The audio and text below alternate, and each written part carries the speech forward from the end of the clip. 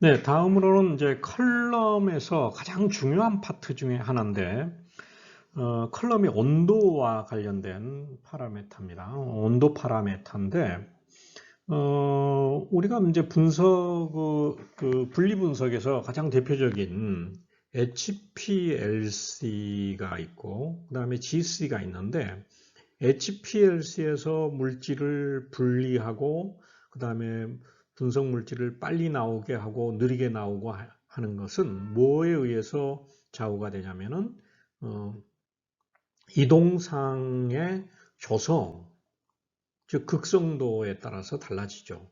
즉 뭐 메탄올하고 물을 사용했을 때 그것의 비가 어떻게 되느냐 하는 것에 따라서 물질이 빨리 나오고 느리게 나오게 되죠. 그런데 이제 이 GC에서는 물질을 빨리 나오게 하고 느리게 나오게 하고 그 머무름 시간을 조정을 하는 것이 컬럼의 온도입니다. 컬럼의 온도를 조정을 해줘 가지고 물질을 빨리 나오게 하고 느리게 나오게 하고 그리고 물질들이 붙어 있는 것들을 음, 분리를 시켜줘요. 그래서 이제 이 온도 파라미터가 굉장히 중요한데, 즉, 이제, 일단 컬럼의 사양, 즉, 컬럼, 앞에서 살펴봤던 컬럼의 종류라든지 길이, 내경이 어떻게 된든지, 뭐, 정지상의 두께, 이제 컬럼의 사양이 결정이 되고, 그 다음에 이동상의 유량 같은 것들이 이제 결정된 다음에는, 어, 이 컬럼의 온도를 가지고서 물질들을 분리를 해줘요. 그런데 이 컬럼 온도를 우리는 또 뭐라고도 하냐면 오븐 온도라고도 얘기해줘요. 이거는 왜 그러냐면은 GC에서 이 컬럼은 온도를 조정해주는 이 오븐이 있는데 오븐 안에 이렇게 장착이 돼 있거든요. 그래서 이 오븐의 온도를 조정해서 이 안에 들어가 있는 컬럼의 온도를 조정해 주기 때문에 오븐 템퍼레처라고도 얘기를 해줘요. 이 이제 컬럼의 온도를 보통 일반적으로 이제 실온에서부터 시작을 해가지고 보통은 최고 온도, 뭐 컬럼에 따라 조금씩 컬럼의 정지상에 따라 달라지는데 250도, 320도, 어떤 경우는 뭐 370도까지 올라가는 경우도 있는데 보통은 이제 300도 정도를 많이 씁니다. 이렇게 되고 이제 극성 컬럼인 경우에는 한 최고 온도가 한 230에서 250도 정도밖에 못 올리게 되는데 이 온도를 이제 증가시켜 줌으로써 물질들을 빨리 나오게 해주는데 빨리 나오게 해주고 또 경우에 따라 온도를 낮추면은 이제 느리게 나오는데 이거는 왜 그러냐면은 컬럼의 온도를 높이면은 용질의 증기압이 증가하기 때문에 그럽니다. 이건 이제 화학적으로 설명이 이루어지는데 정지상이 이렇게 있잖아요. 정지상이 있으면은 물질들이 이 안에 이렇게 녹아져 들어가게 돼요. 그리고 이 위로는 이제 이동상이 흐르고 있죠.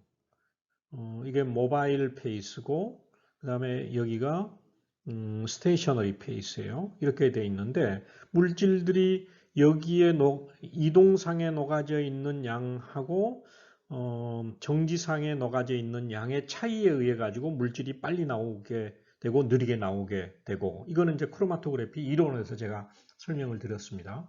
그런데 여기에 온도가 높아지게 돼요. 여기에 온도를 높여준다.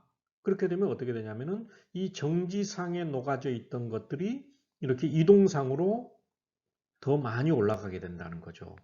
이 정지상에 녹아져 있는 양은 줄어들고 이동상으로 녹는 것이 더 많아진다는 거죠. 이동상에 있는 것이. 그러면은 즉 이거는 증기 압력이 높아지는 거죠. 증기 압력이라는 것은 이거죠. 이런 이제 공간이 있으면은 이 위가 헤드 스페이스죠. 그러면은 내가 분석하고자 하는 물질이 여기에 용매에 녹아져 있어요. 그런데 이것을 가열을 해줘요. 가열을 해주게 되면은 이 물질들이 이 위로 이렇게 올라가게 되죠. 그러면서 여기 압력이 높아지면은 이 압력을 뭐라고 하냐면은 증기 압력이라고 하죠. 베이퍼 프레셔라고 하는데 이게 이제 증가됨으로써 머무름 시간이 감소가 되는 겁니다. 어, 이 이제 컬럼을 온도를 조정하는 방법은 두 가지 방법이 있습니다. 첫 번째는 등온 방법이 있고 또 한 가지 방법은 템퍼레이처 프로그래밍 해서 온도 프로그램 방법이 있어요. 먼저 등온 방법인데 이거는 아이소썸멀 방법, 영어로는 아이소썸멀이라고 그러죠. 이거는 HPLC에서는 아이소크레틱 방법하고 똑같은 거예요. 아이소크레틱 하면은 이동상의 조성을 처음부터 끝까지 분석 처음 시작에서부터 끝까지 일정하게 유지하는 것이었죠. 이거는 뭐냐면 아이소 하면은 동일한 온도를 아이소썸멀 하면 동일한 온도를 즉 시료 분석이 시작에서부터 끝날 때까지 일정한 온도를 그냥 유지하는 거예요. 여기 컬럼 온도를 뭐 150도면 150도 아니면은 200도면 200도 항상 끝까지 유지해 주는 겁니다. 이런 이제 방법은 주로 단일 물질이라든지 아니면은 이제 물리화학적인 성질이 비슷한 그러한 한 두세 가지 분석 물질을 분리할 때 이 등온 방법을 써요. 이건 왜 이제 이 등온 방법을 쓰냐면은 어, 나중에 얘기할 템퍼레이처 프로그래밍, 온도 프로그래밍 방법을 쓰면은 낮은 온도에서 예를 들어 뭐 50도에서 시작해 가지고 높은 온도로 해 가지고 뭐 300도까지 이것을 올려서 하면은 마지막 온도가 300도였잖아요. 그러면은 다시 분석을 하려면은 50도로 내려야 돼요. 그런데 이 컬럼 온도가 50도로 내려와 가지고 이게 평형화 되려면 시간이 좀 오래 걸린다는 거죠. 시간이 걸려요. 그러니까 그런 그 시간이 소요되는 것이 없다는 거죠. 이 등온 방법은 그냥 내가 200도에서 처음 시작도 200도, 끝나는 시간도 200도였어요. 그러면은 다음 분석을 할 때 그대로 즉시 바로 분석이 가능하기 때문에 그런다는 거죠. 컬럼 온도를 안정화시키는데 시간이 필요가 없기 때문에 그런다는 거죠. 그러면 이제 분석 시간이 단축될 수가 있다는 거죠. 그렇지만은 이 등온 방법의 단점은 뭐냐면은 어떤 이제 증기 압력이 낮은 물질들, 증기 압력이 낮다 하면은 이 정지상에서 물질이 이 이동상으로 이렇게 잘 빠져나오지 않는 것들이죠. 이런 물질들이 컬럼 안에서 계속해서 머물러 있게 돼요. 높은 온도가 돼야지 이게 빠져나오는데 증기 압력이 높아져 가지고 이렇게 이동상으로 이동해서 빠져나와야 되는데 그렇지 못한다는 거죠. 그렇게 되면은 이제 컬럼 내에 계속 머물러 있으면은 컬럼이 손상되고 또는 다음 시료를 분석을 할 때 그게 이어져서 나온다는 거죠. 원래 분명히 한 가지 물질만 내가 분석을 하려고 하는데 이상한 물질이 여기 나오더라는 거죠. 이거는 그 앞에 시료 분석했던 것이 안 나오고 있다가 이번에 시간이 한참 경과되니까 이렇게 조금 나온다는 거죠. 이제 이런 단점이 있습니다.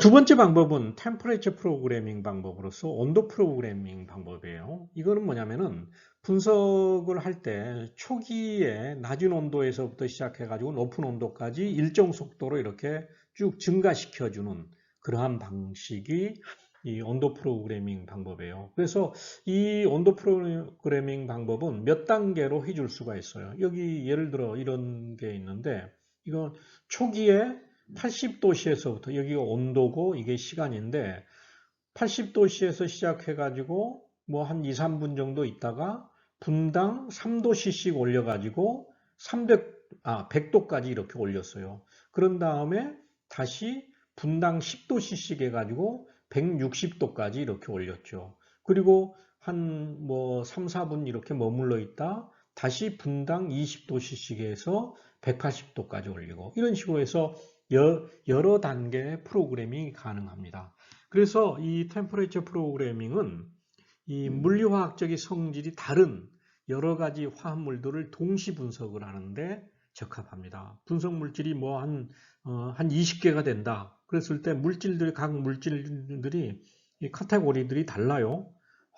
이 물리화학적 성질. 여기서 물리화학적인 성질은 주로 이제 뭘 얘기를 하냐면은 어, 그 베이프,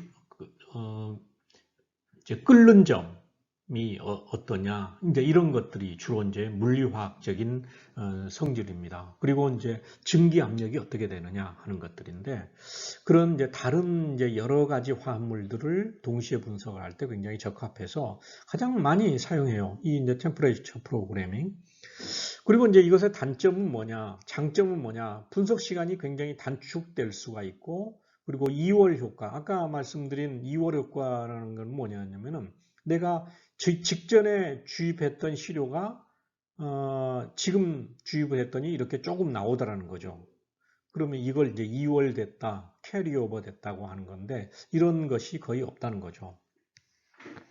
그렇지만 단점은 아까 이제 그 아이소 썸멀 방법의 장점에서 얘기했듯이 컬럼 온도를 그 낮은 온도에서 높은 온도까지 이렇게 올려서 여기서 지금 보면은 80도씨에서부터 시작을 해가지고 180도까지 이렇게 올렸어요. 그러면 다음 치료를 똑같은 조건에서 주입하려면 온도를 이만큼 낮춰야 돼요.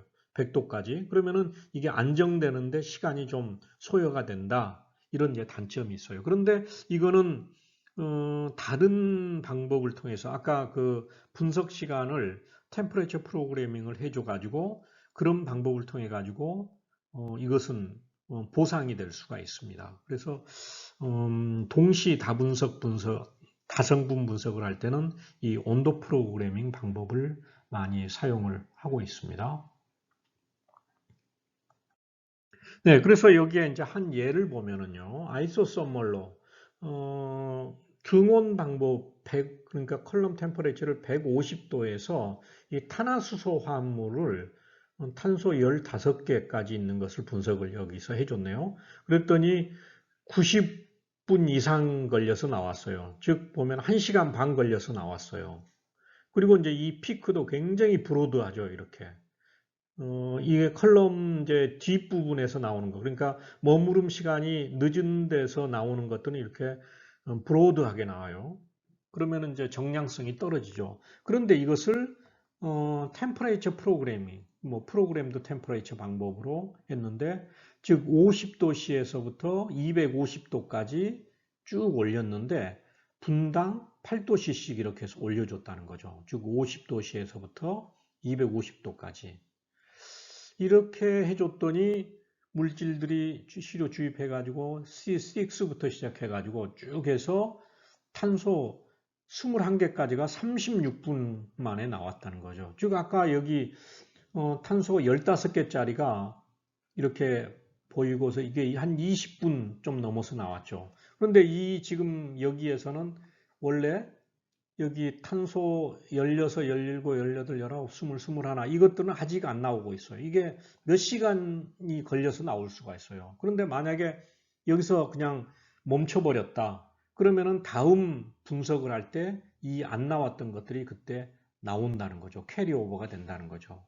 그래서 이런 이제 장점이 있기 때문에 온도 프로그래밍 방법을 많이 사용하고 있습니다.